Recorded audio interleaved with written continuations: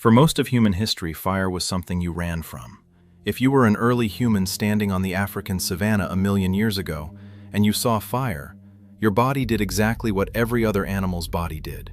It screamed at you to run. Fire was lightning splitting a tree in half. Fire was a grass plain turning into a wall of heat and smoke in minutes.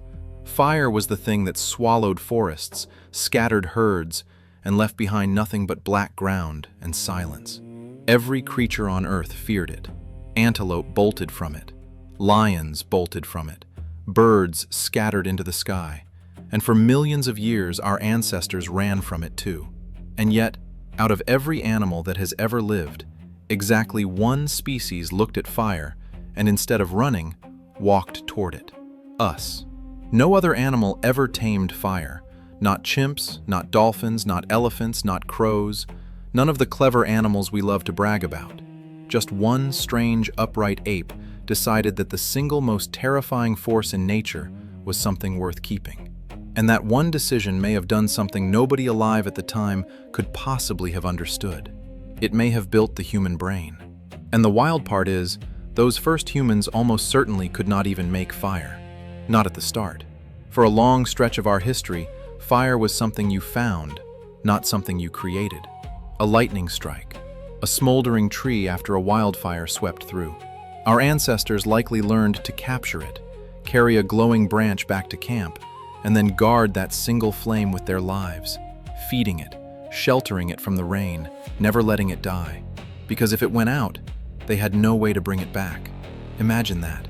An entire group of humans whose survival quietly depended on babysitting one fragile flame through windstorms and freezing nights. We were keeping fire alive long before we ever figured out how to spark it ourselves. Because here is a fact that should honestly disturb you more than it does. Your brain is a monster. It makes up about 2% of your body weight, but it burns through roughly 20% of your energy. Every single day, 1/5 of everything you eat is quietly devoured by the soft, gray organ sitting inside your skull. Even right now, doing nothing, just listening, your brain is consuming more fuel than almost any other tissue in your body. No other primate runs a brain this expensive. A chimpanzee's brain is a fraction the size of yours. A gorilla, an animal far larger and stronger than any human, has a brain barely 1/3 the weight of ours. Somehow, a relatively weak, slow, clawless ape ended up with the most energy-hungry brain on the planet. And that creates a problem, a massive one. Because a big brain is not free. It demands fuel constantly. So if you want to grow a bigger brain, you need to find a lot more energy from somewhere. And in the natural world, more energy usually means one thing: eating more or eating better. The real question is how a scrawny ape on the savanna suddenly found enough surplus fuel to build an organ that expensive. To understand the answer, you have to picture how our closest relatives actually eat. A wild chimpanzee spends around 6 hours a day just chewing. 6 hours. Imagine sitting down to breakfast and not standing up until dinner, your jaw grinding the entire time. Raw food, especially raw plants and tough raw meat, is brutally hard to break down. It is fibrous, it is stringy, it fights back. Your body has to spend enormous energy digesting it, and even then, a lot of those calories slip through completely unused. This is the trap almost every animal lives inside. Raw food is expensive to process, so a huge chunk of the energy you eat gets spent just trying to unlock the rest of it. To handle all that raw material, animals evolved enormous digestive systems. Big stomachs. Long, heavy, energy-draining guts. And here is the part that matters most. Guts, like brains, are metabolically expensive. Keeping a massive digestive system running costs a fortune in fuel every hour of every day. In the 1990s, two scientists, Leslie Aiello and Peter Wheeler, put this idea into words. They called it the expensive tissue hypothesis. The logic is simple and a little ruthless. The body only has so much energy to spend. Two of the most expensive organs you can possibly own are a big gut and a big brain. And a body usually cannot afford to run both of them at full size at the same time.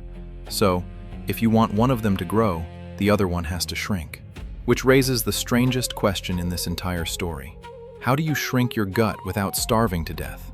How do you eat less, digest less, and somehow end up with more energy, not less? The answer is sitting in the corner of your kitchen right now. You cook it.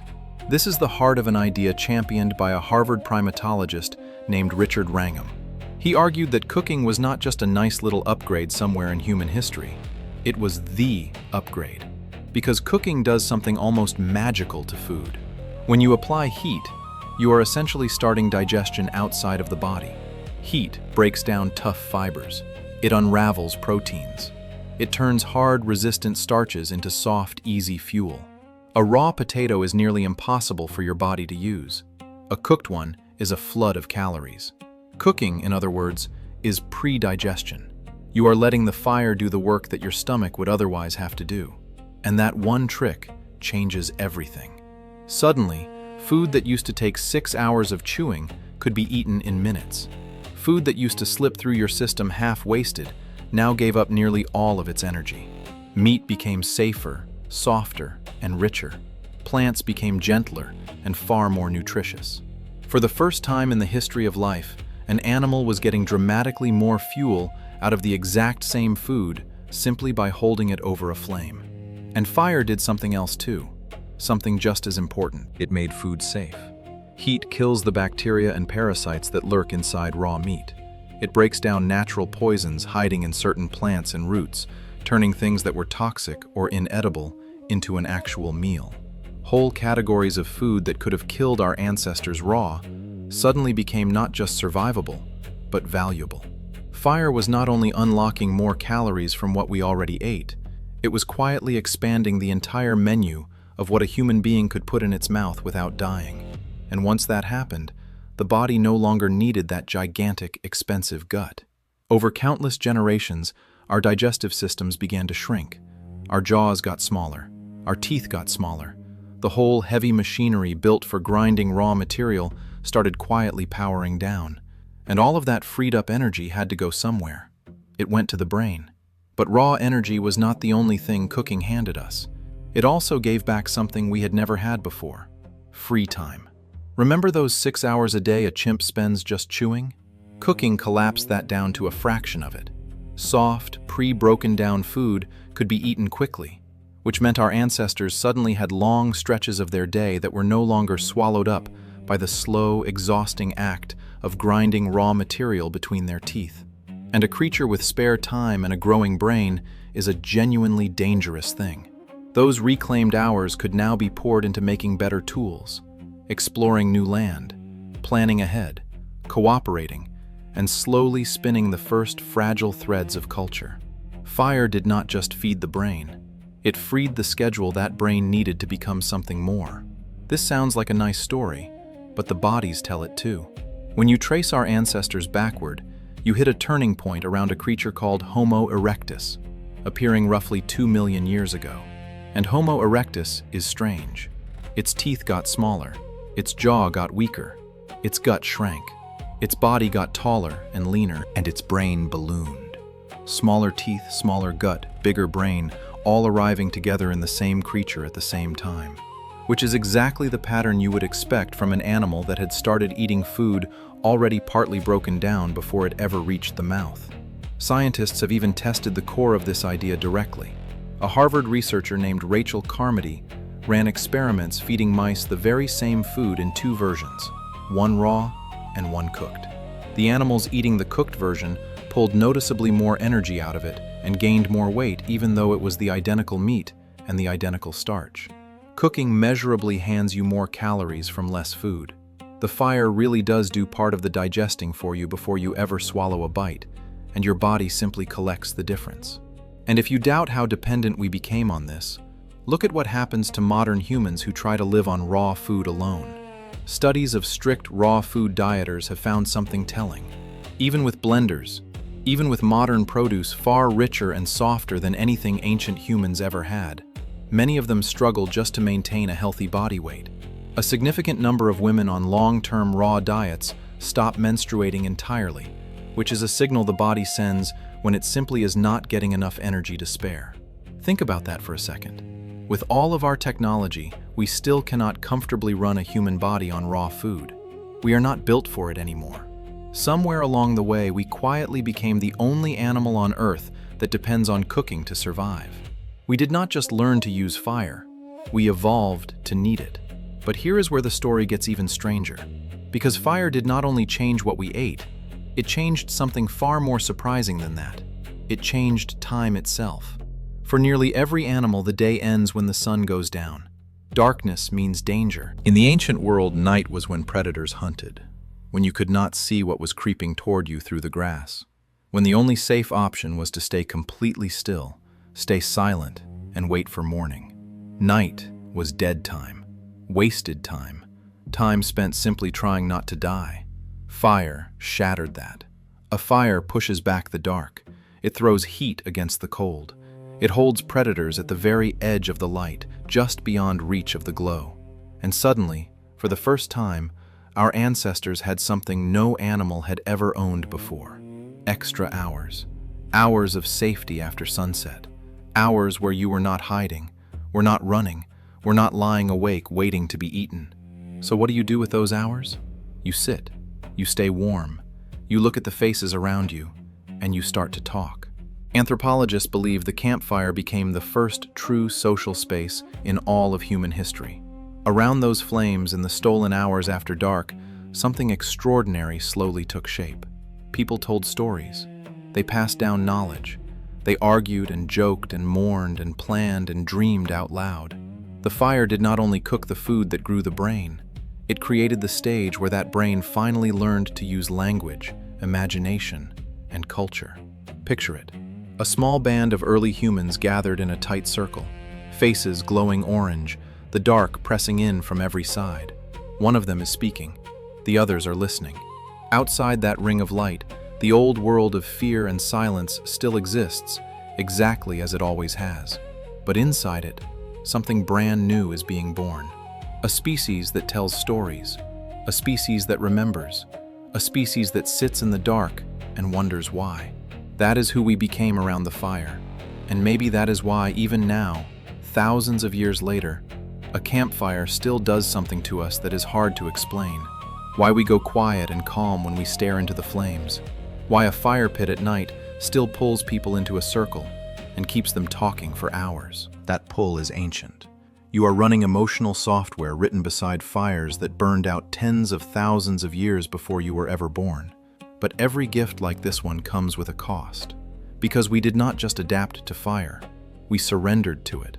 We handed over a piece of our own biology and never asked for it back. Our jaws are now too small for our own teeth, which is exactly why so many of us have to get our wisdom teeth ripped out. Our guts can no longer pull enough energy out of raw food to keep us alive and thriving.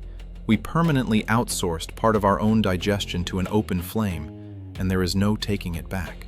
No other animal has ever made a bargain quite like that one, trading away the capabilities of its own body for the help of a tool it then has to keep burning forever. And the evidence that we struck this bargain a very, very long time ago is buried right there in the ground. In a place called Wonderwork Cave in South Africa, deep inside the rock, researchers found traces of ash and burned bone that may be around 1 million years old, sitting in a spot where a natural wildfire almost certainly could never have reached. At a site in Israel called Gesher Benot Yaakov, scientists uncovered signs of controlled fire and clusters of burnt material from roughly 790,000 years ago. And as you move closer to our own time, the hearths only multiply. Blackened stones arranged in deliberate circles, charred bones, the same scorched patch of earth over and over again, in the exact spots where families gathered generation after generation to do the most human thing imaginable, to sit together and to cook. Think about what those ashes really are. They are not just the leftovers of some ancient meal. They are the fingerprints of the moment we stopped being just another clever animal and started becoming us. Every single one of those ancient hearths was once a living circle of faces in the dark. Someone tended that fire. Someone fed it twigs and kept it alive. Someone fell asleep beside it, full and warm and safe, while the cold and the predators stayed out there beyond the glow, exactly where the fire kept them. And here is the part that should stay with you long after this video ends. That fire never really went out. The ember that one of your ancestors carried and protected and refuse to let die on some freezing, terrifying ancient night is in a strange and completely unbroken way the same fire flickering under your stove tonight, the same warmth, the same light pushed against the same darkness. A single chain of flames passed from hand to trembling hand across 1,000,000 years, leading in an unbroken line straight down to you. Tonight you will almost certainly eat something cooked. You will flick a switch or turn a dial without a single conscious thought, and heat will appear out of nowhere, and your food will soften, and your enormous, hungry, impossible brain will quietly take its usual cut of the energy, exactly as it has done for 1,000,000 years. You will not think about the savannah. You will not think about the cave, or the circle of glowing faces, or the terrified ape who, against every instinct in its body, once walked toward the flames instead of away from them. But that ape is the entire reason you can think at all. Fire did not just keep us warm. It did not just cook our food. It reached up inside our skulls and slowly built the very organ you are using at this exact moment to understand this sentence. And almost nobody who has ever lived realized it, but now you do.